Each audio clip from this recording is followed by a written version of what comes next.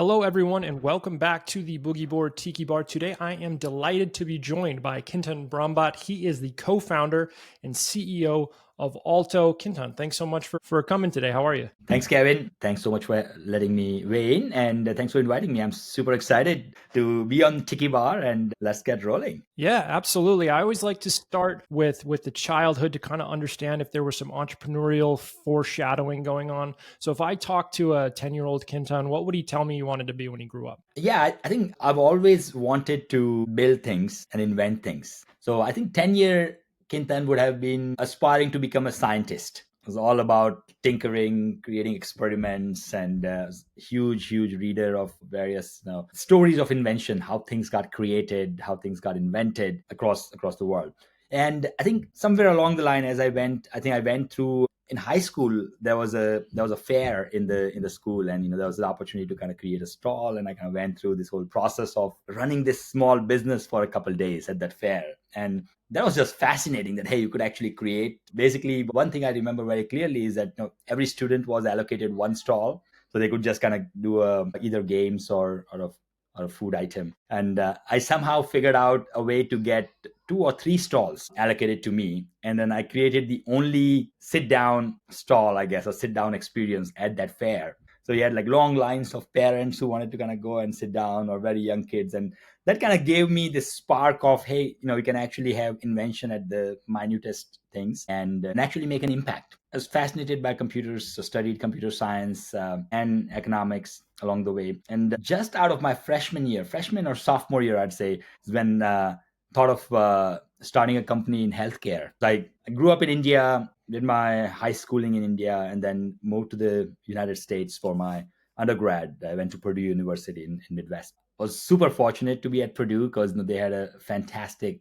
entrepreneurship program, with all kinds of coaching and support system and business plan competitions and whatnot. So I kind of just slid right into this program where I was able to start a small startup and work with customers and other students and professors to figure out how to solve some very, very complex, hairy problems. Now, in retrospect, the startup did a soft landing, but the lessons I learned were quite helpful.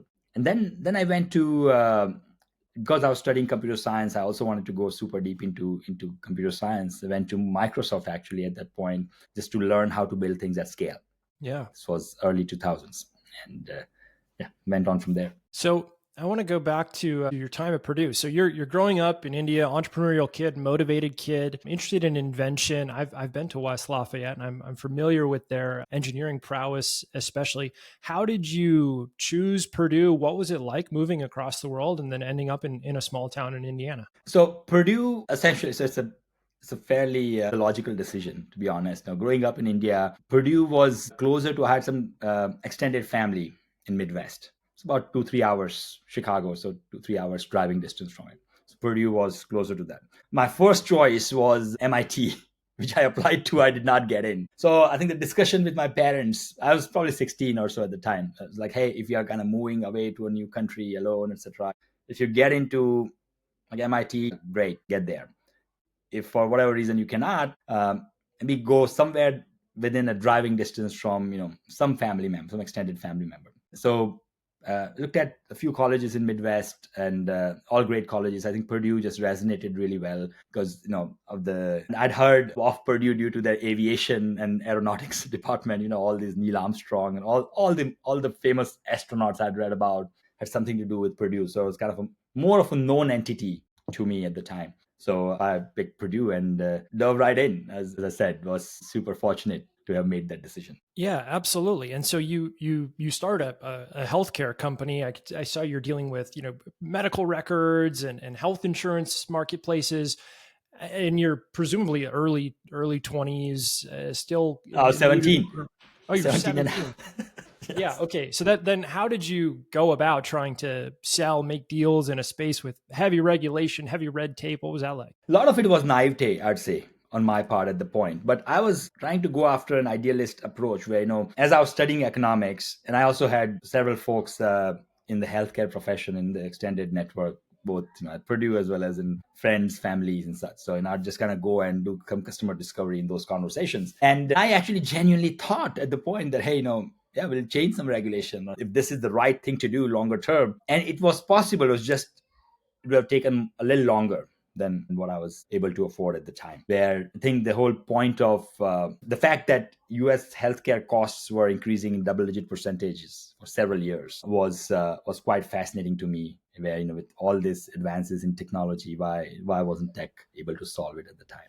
I think it's been solved to some extent now, but I'm sure there are some systemic problems still existing in the space. Yeah, well, I love the spirit as a 17-year-old trying to tackle that. I mean, awesome experience, I'm sure.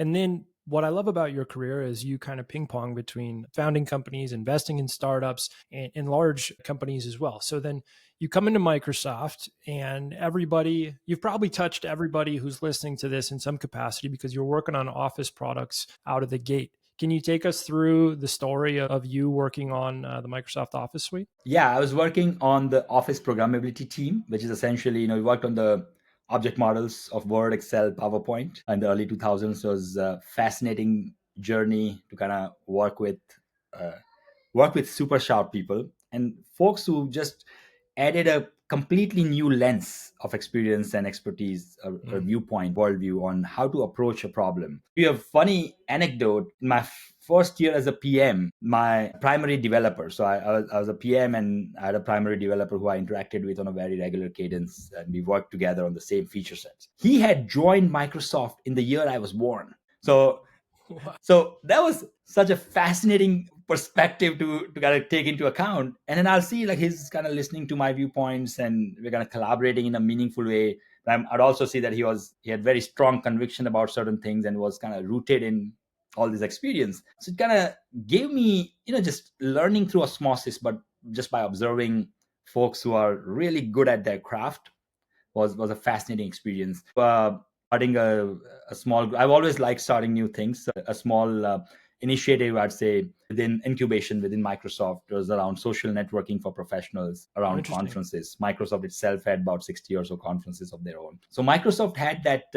Bill Gates was still the CEO at the time. So he had this thing called Think Week, where every 6 months or so, anyone in the company can write a paper, and then send to the office. And typically, you'll kind of get comments back on your paper. So I kind of took, I was a very strong beneficiary of that program. They'll just, like I'll prepare for it, write down thoughts. Sometimes you'll get some responses back from his office. It was fascinating. And then one of these papers was this: hey, let's kind of create a social network, but for professionals around these conferences. That kind of led to it getting funded and filing patents and stuff. So it was a fun experience. Did that for a bit. And then I'm big into pop culture. With the series of fortuitous events, I found myself working on pop culture at Amazon after having worked at Microsoft for 5 years. Yeah. So I want to ask you about that because you're in pretty deep, like B2B kind of enterprise tech world. One can, if you've been in that world, understand the pull of pop culture to Amazon. So how do you get the opportunity with IMDb to bring you to Amazon? Yeah, I had just as a product guy, I had all kinds of. I thought IMDb was like a non-profit initially. I didn't realize it was owned by Amazon a long time ago. But I was a avid user, big fan, avid user of IMDb. It's one of the few web products I had been using even at that time for 7 8 years at that time. So, uh, and I had a personal blog. I wrote a bunch of ideas on what I would do if I was at IMDb at the time, and then. Uh, Eventually there was an opportunity to work on some of the things I had kind of written there. Once I realized IMDb was part of Amazon, was in Seattle, which is where I was based at the time. So it sounded too good to be true as an opportunity, and was very fortunate to kind of go work at IMDb. One of the core attractions was that IMDb's founder, Carl Needham, was also still super involved at that time, even after 20 years of founding. I thought this learning through osmosis would be another important opportunity there. So that's how I went to Amazon and worked on IMDb. This was 2009, where it was very interesting time to join Amazon, as Amazon was just expanding into consumer media. I'm talking before Prime Video was there, before mobile mobile was there, before Kindle Fire tablets were there.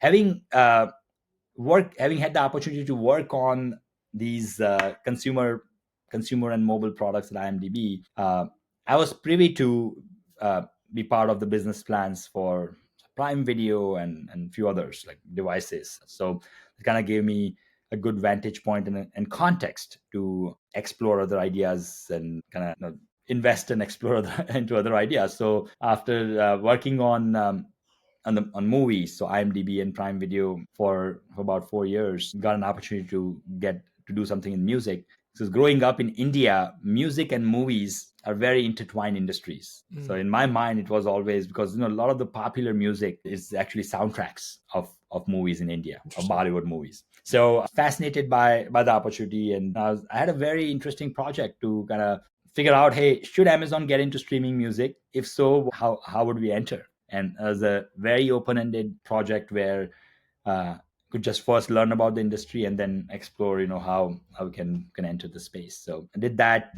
Was fortunate to have that approved. We pitched it. It's like starting another company. Pitch it, write a 6-page document, pitch it. At the time Jeff was involved, so we go for a 1-hour meeting and some good conversations and questions, and that project got funded. So we were off to the races, kind of built it out and scaled that to be one of the top services, and enjoyed the process throughout that decade, I'd say.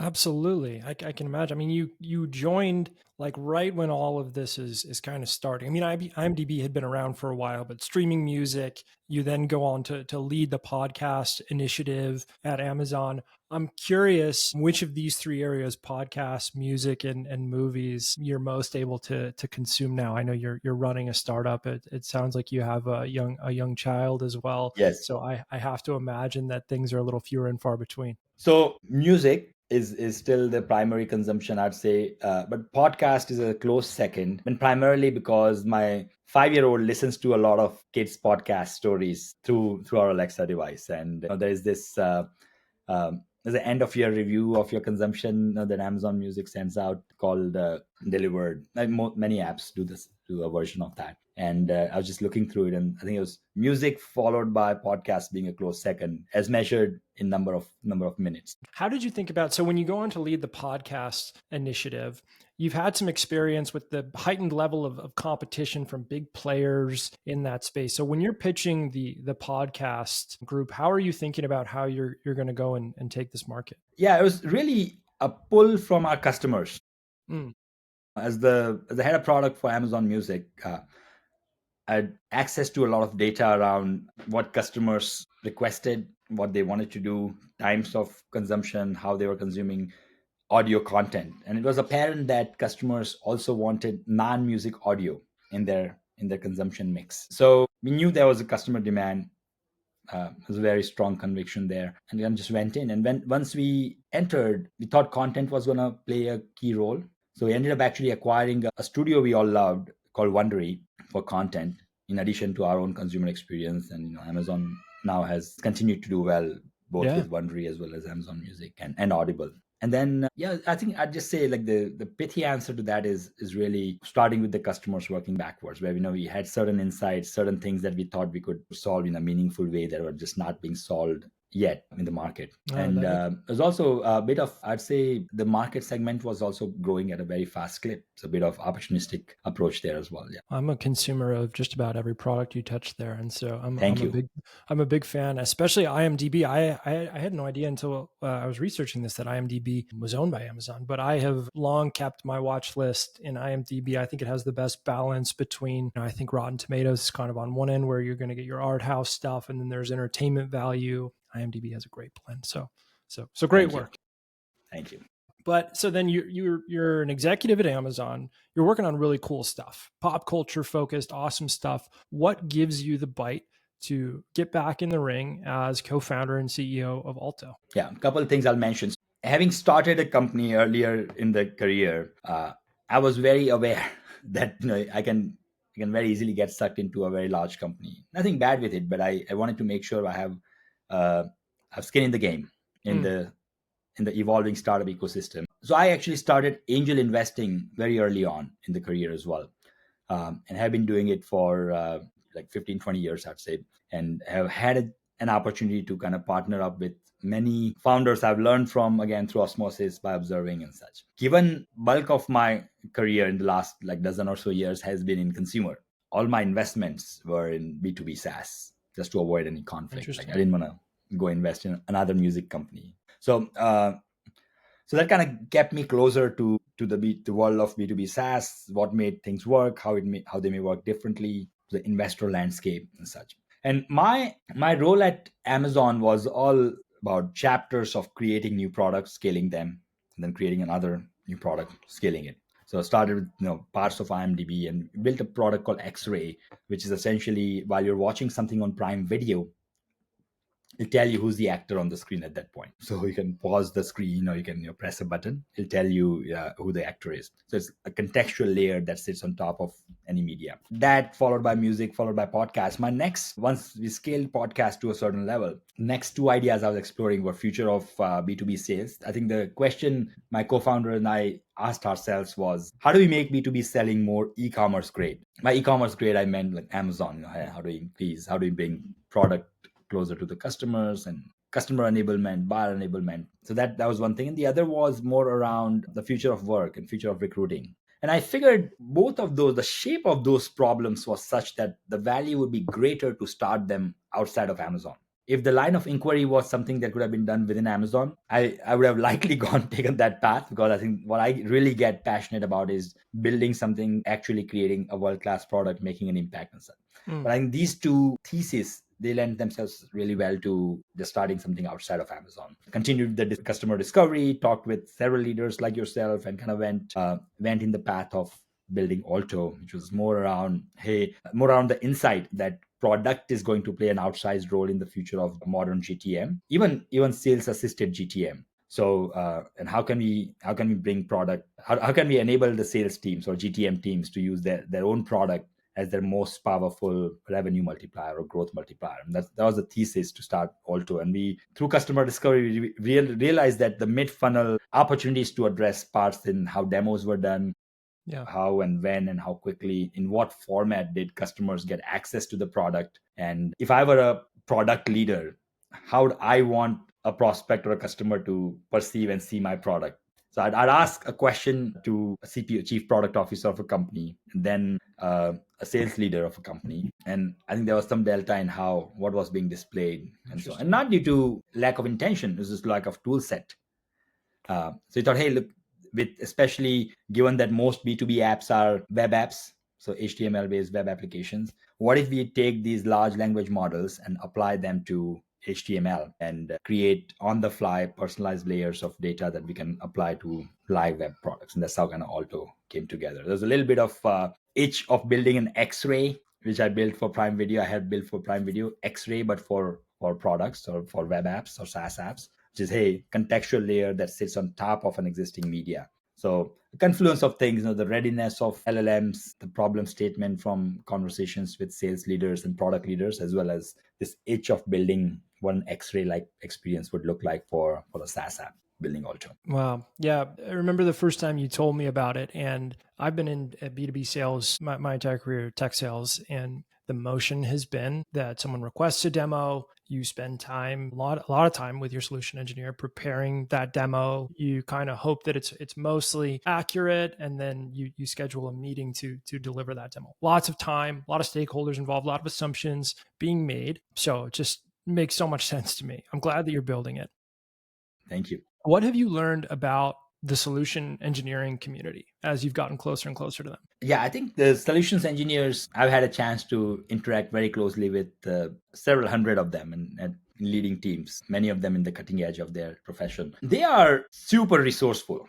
My first term that comes to mind is definitely inventive, but super resourceful. I've heard so many anecdotes where they figure out a way to make the product work for the customer one way or the other, and not just in a hand wavy kind of way, but in an actual way in production. So which has been quite fascinating to see. Super inventive. They are both closer to the code of the product and closer to the customer. Very few roles that tend to be that. And I think solutions engineering is one of the few roles that's both as close to the customer as it is close to the product or code. And that gives them a vantage point where being good at one helps them become better at another. I also feel that they are underutilized by companies in terms of the knowledge and the context and vantage point they have, especially both from what can kind of flip the sale in a certain direction, what kind of doors certain things, certain conversations can open, as well as on the product insight side. I think the feedback loop of product development can be accelerated in a meaningful manner if solutions engineering leaders have a role like have a stronger say. In many companies they do, but I know in some they don't as much as they deserve. And also I think more than deserve, as much as the impact they can have is much more than what's apparent on the surface. Absolutely. I think solutions engineers are the unsung heroes of most sales teams, and they can be put in the game in a little bit of a bigger context. So I know we're coming up on time here. My last question that I want to ask you: you've been at this for a couple of years now. You're deep in the AI world. You're deep in the sales world. Things are always moving under our feet at a startup. What are you most excited about headed into 2025? Yeah, I think the privilege to invent something, build a product that actually moves the needle, that solves the problem in a meaningful manner. Like we hear from our customers, there are things that they were unable to do. For instance, Alto helps folks customize their demos in multiple parameters in multiple ways. But one way that we hadn't initially thought of, that a customer told us by showing us how they are using it, is to just anonymize any sensitive information. So they'll take their live product, they'll show it as is, but use Alto to remove any sensitive info so that they can manage the reputation risk for the business. So wherever there's a name, it's get replaced by a AI generated real looking name, so they're not exposing any actual name of a person in a demo. One customer at scale, massive, quarter billion revenue ARR kind of customer, mentioned that there were, until Alto was available, there were some features the sales team was unable to and was not allowed to demonstrate at all. There are actually meaningful features that they just could not demonstrate, just because there was this risk of disclosing any sensitive information, which is a very valid concern. So AI and Alto has unlocked a whole new set of features they can demo, and that converts to leads and impact on the sales team, product team, customers, and so on. So wherever, just throughout, there's been a change throughout my life as well, that hey, as a builder, as a creator, wherever I can see technology solving actual problems in meaningful ways, in ways that move the needle, I get excited. So I think 25 is going to be the same for us around that, like continuing to apply technology to solve newer, bigger, broader problems. Well, I love that. That's a very hopeful note to end on. The same positivity that led you as a 17-year-old at Purdue to start up a healthcare company is still rocking and rolling at Alto. So, Kintan, thanks so much for doing this. We'll have to do it again sometime. I know I'll see you around the conference circuit, but we'll look forward to talking again soon. Thank you so much. Thanks for letting me be in, Kevin, and really appreciate you doing this for the broader community. Oh, of course. Talk to you soon. Cheers.